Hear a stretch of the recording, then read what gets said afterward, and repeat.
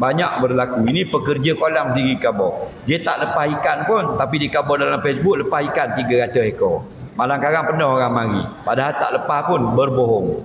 Ini berdosa. Hukum mancing di kolam berbayar. Hukumnya harus sebenarnya.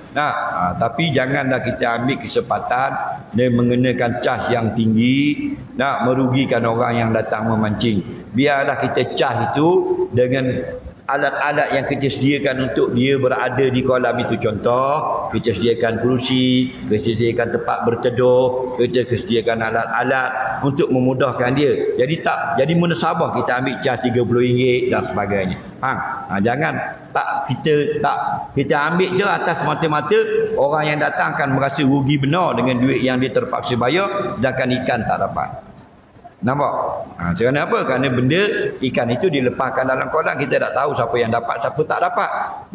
Yang kedua, banyak berlaku. Ini pekerja kolam tinggi kabur. Dia tak lepas ikan pun, tapi di kabur dalam Facebook lepas ikan 300 ekor. Malang-kadang penuh orang mari. Padahal tak lepas pun berbohong. Ini berdosa. Ini banyak berlaku. Bukan semua orang, ada berlaku. Ditulis dalam Facebook, pagi tadi lepas 300 ikan kakap putih. Lepas tu ramailah orang mari ngai, padahal tak lepas tu ikan. Ikan lama 15 ekor. Jadi laisa minna man ghasya. Nabi kata kalau yang macam ni lah buat kolam mancing, bukan di kalangan kami, berbohong seperti ini. Hati-hatilah. Okey.